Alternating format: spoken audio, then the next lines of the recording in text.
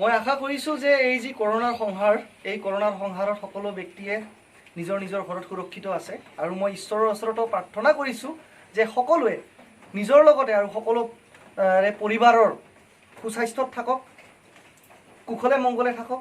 তাৰ বাবে মই নিজৰ অন্তৰৰ পৰা প্ৰাৰ্থনা ঈশ্বৰলৈকে কৰিছোঁ। যেনেকৈ কৰোনাক আমি ভয় খাবৰ দৰকাৰ, যেনেকৈ আমাক সমাজখনত বেমাৰ আজাৰ দূৰ হোৱাটো অতিকৈ আৱশ্যক, যিদৰে আমাৰ মানুহে সমাজত বিশৃংখলাটো নিবিচাৰে, তদ্ৰূপ এখন ভাল সমাজৰ বাবে কিন্তু স্বচ্ছ, নিকা আৰু সুস্থ ৰাজনীতিৰো দৰকাৰ। আজি কৰোনাই যেনেকৈ সকলো দেশ, সকলো ৰাজ্যক গ্ৰাস কৰিছে, তদ্ৰূপ আমি যদি চাবলৈ যাওঁ, BTAD অঞ্চলত বিগত 17 বছৰৰ পৰা BPFৰ যি কুশাসন, BPFৰ যি অপশাসন, BPFৰ যি দাম্ভিকতাৰ যি ৰাজনীতি, সেই ৰাজনীতিয়ে BPFৰ যি এই কূটনীতি, এই কূটনীতিৰ বাবে আমাৰ অঞ্চলখনক বেয়াভাৱে গ্ৰাস কৰি গৈছে। আজি মই দাঙি ধৰিব বিচাৰিছোঁ আপোনালোকৰ আগত এটা তথ্য। এই তথ্যটো হ'ল BTCৰ ট্ৰেন্সপৰ্ট ডিপাৰ্টমেণ্ট, য'ত নেকি এই অৰ্ডাৰখনৰ জৰিয়তে আপোনাৰ 8জনকে ব্যক্তিক, 8জনকে কেণ্ডিডেটক বিনা পৰীক্ষাত, অৰ্থাৎ উইদাউট এনি ইণ্টাৰভিউ তেওঁলোকক চাকৰিত এপইণ্টমেণ্ট প্ৰদান কৰা হৈছে, অৰ্থাৎ নিযুক্তি প্ৰদান কৰা হৈছে। দেখুৱাব বিচাৰিছোঁ, ভালকৈ এই ডকুমেণ্টখন চাই লওক।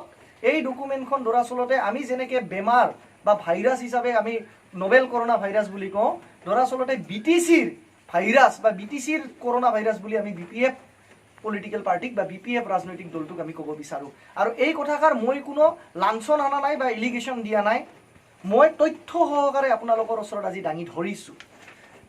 ইয়াতে লিখা আছে যে in pursuance of the approval of BTC vide letter number Transport-542/2020/5 dated 3rd March 2020 in the interest of public service, the following candidates are hereby engaged on fixed pay basis at 9,000 rupees per month. আৰু directly অৰ্ডাৰখন জাৰি কৰিছে BTC গভৰ্ণমেণ্টে। কোনো CSBৰ পৰীক্ষা নপতাকৈ, কোনো CSBৰ পৰা approval নলোৱাকৈ, কোনো appointment recommendation CSBৰ পৰা বা কম্পিটেণ্ট অথৰিটিৰ পৰা নলোৱাকৈ ডাইৰেক্টলি BTC ছেক্ৰেটাৰিয়েটে ট্ৰেন্সপৰ্ট ডিপাৰ্টমেণ্টৰ 8জনকে কেণ্ডিডেটক আপোনাৰ এছিষ্টেণ্ট এনফৰ্চমেণ্ট ইনস্পেক্টৰ পদত নিযুক্তি প্ৰদান কৰিছে।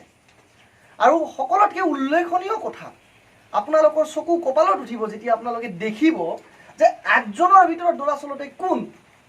আজি আমি জানো যে BTC বা BTAD অঞ্চল বা আগন্তুক দিনত যি BTR হ'বলৈ গৈ আছে, সহস্ৰ বড়ো জনগোষ্ঠী লোক, সহস্ৰ বড়োৰ আমাৰ যি ভাইসকল আছে, তেওঁলোকে মুংখ্লং হৈছে, শ্বহীদ হৈছে তেওঁলোকৰ কষ্টৰ ফলত। আৰু বড়ো জনগোষ্ঠীয়ে নহয়, বড়োলেণ্ড আন্দোলনত বহুত আমাৰ সংখ্যালঘু ভাইসকল, আমাৰ বঙালী ভাইসকল, আমাৰ কোচৰাজবংশী জনগোষ্ঠী ভাইসকলৰো বহুত পীড়িত হ'বলগীয়া হৈছিলে, বহুত কষ্টত সংগ্ৰাম কৰিবলগীয়া হৈছিলে বা সংগ্ৰামৰ সন্মুখীন হৈছিলে। তো এই যিমানখিনি বড়োলেণ্ডৰ কাৰণে জীৱন ত্যাগ দিয়া বড়োলেণ্ডৰ মুংখ্লংসকলক দৰাচলতে BPF চৰকাৰে অপমান কৰিছে আৰু তেওঁলোকক তুচ্ছ তাচ্ছল্য কৰিছে ইয়াৰ জৰিয়তে। BTC যি নেকি ইমান কষ্টৰ ফলত, ইমান সংগ্ৰাম, ইমান মুভমেণ্টৰ ফলত হ'ল, কিন্তু লাষ্টত গৈ আমি কি দেখোঁ, BPFে তেওঁলোকৰ কেৱল নিজৰ চেলা, নিজৰ চামচা, নিজৰ দালালবিলাককহে তেওঁলোকে এপইণ্টমেণ্ট প্ৰদান কৰে, তদুপৰি কোনো পৰীক্ষা নপতাকে।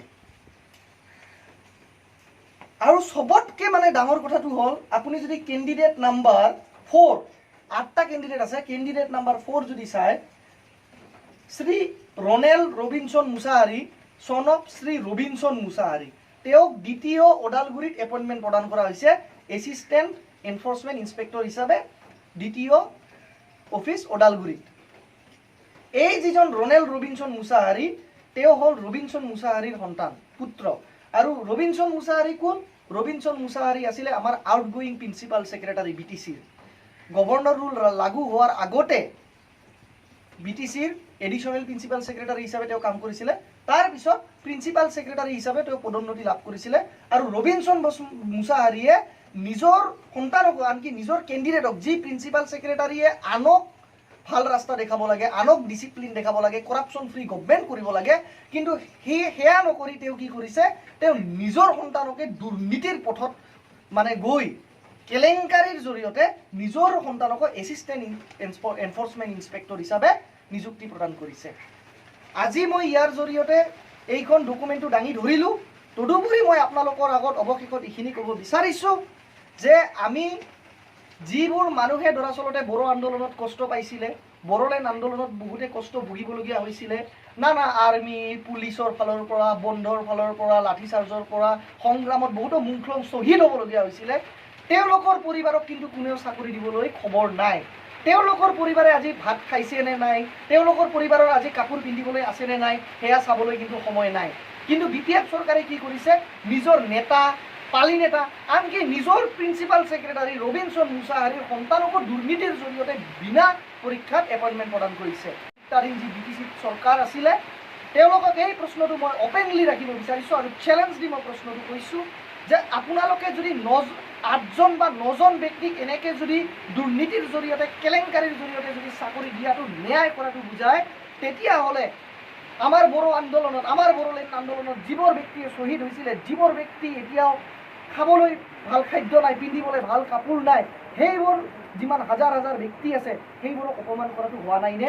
9জন ব্যক্তিক বা 8জন ব্যক্তিক পৰীক্ষা নাপাতি চাকৰি দিয়াটো যদি আপোনালোকৰ উন্নয়ন বুজায় বা আপোনালোকে যে ডেভেলপমেণ্টৰ এটা ফটা ঢোল বজায়, উন্নয়ন বা ডেভেলপমেণ্ট BTCক বুজায়, তেতিয়াহ'লে এই ইলিগেল এপইণ্টমেণ্ট দিয়াটো এডুকেটেড যিমানবোৰ 9,000 লোক আছে বা হাজাৰ হাজাৰ আমাৰ BTCত এডুকেটেড আনএমপ্লয়ড যুৱক আছে, আনএমপ্লয়ড যুৱকবিলাকক অন্যায় কৰাটো হোৱা নাইনে? 9জনক ন্যায় কৰিলে কিন্তু 1000জনক ন্যায় কৰাটো নুবুজায়। আৰু মই কৈছোঁ যে BPFৰ যিবোৰ নেতা আছে, যিবোৰে নিজকে উন্নয়ন কৰা বুলি ফটা ঢোল বজাই থাকে, সেই নেতাবোৰক মই অপেন চেলেঞ্জ জনাইছোঁ। আজি হাগ্ৰামা মহিলাৰী ডাঙৰীয়া বা হাগ্ৰামা মহিলাৰী আয়ং, যাক মই সম্বোধিত কৰোঁ অতি সন্মানেৰে আয়ং হিচাপে, তেওঁকো মই অপেন চেলেঞ্জটো দিছোঁ। আৰু তেওঁৰ লগতে আন EM বা আনকি BPFৰ যদি কোনোবা চেণ্ট্ৰেল কমিটিৰ ভাল লিডাৰ বা স্প'ক্স পাৰ্চন আছে, তেওঁলোকক মই মুকলিভাৱে চেলেঞ্জ দিছোঁ, আহক লাইভ মিডিয়া টকছত, আহক লাইভ মিডিয়া কনভাৰ্চেশ্যনত আহক, আপোনালোকৰ কিমান পইণ্ট আছে, আপোনালোকে কিমান পাৰে উন্নয়ন আপোনালোকে কৰিছে, আপোনালোকে দেখুৱাই দিয়ক। আৰু মই UPPL দলৰ পৰা দাঙি ধৰিম যে আপোনালোকৰ দৰাচলতে আচল ছবিটো কি, আপোনালোকক মই তথ্যগতভাৱে দাঙি ধৰিম যে আপোনালোকৰ কৰাপশ্যন ক'ত ক'ত আছে। অপেন চেলেঞ্জটো BPF মই দিছোঁ। যদি সাহস আছে, যদি দম আছে, তেতিয়াহ'লে BPFৰ যিকোনো যোগ্য নেতাই, হয়তো হাগ্ৰামা মহিলাৰী নহ'ব পাৰে, হয়তো EM দনেশ্বৰ গোহাৰি নহ'ব পাৰে, হয়তো EM ৰাজীৱ ব্ৰহ্ম নহ'ব পাৰে, কিন্তু তেওঁলোকৰ চেণ্ট্ৰেল স্প'ক্স পাৰ্চন আছে, চেণ্ট্ৰেলত তেওঁলোকৰ এক্সিকিউটিভ মেম্বাৰ আছে, তেওঁলোকে সন্মুখত আহক, কিমান সাহস আছে, তেওঁলোকে কেলেই নাহে? হয়তো এনেকুৱা হ'ব যে BPFখন কেৱল হাগ্ৰামা মহিলাৰীৰে দল, তাতে বেলেগ মানুহ একো কৰিবলৈ দিয়া নহয় আৰু বেলেগ মানুহ একো সুযোগো দিয়া নহয়। সেইখিনিয়ে কৈ মই ধন্যবাদ জ্ঞাপন কৰিছোঁ।